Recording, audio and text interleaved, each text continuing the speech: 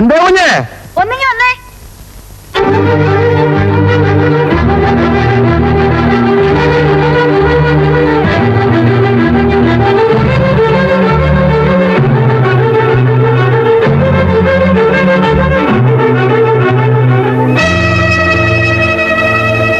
ഇപ്പോൾ അവിടെ വന്നതാരാ? ഒരു വല്ലാത്ത മനുഷ്യൻ. അയാൾക്ക് പരഹൃദയജ്ഞാനമുണ്ട്. എന്താ പരഹൃദയജ്ഞാനം? ഞാൻ മനസ്സിലൊരു കാര്യം വിചാരിച്ചാൽ ഉടനെ അയാൾ ഉത്തരം പറയും.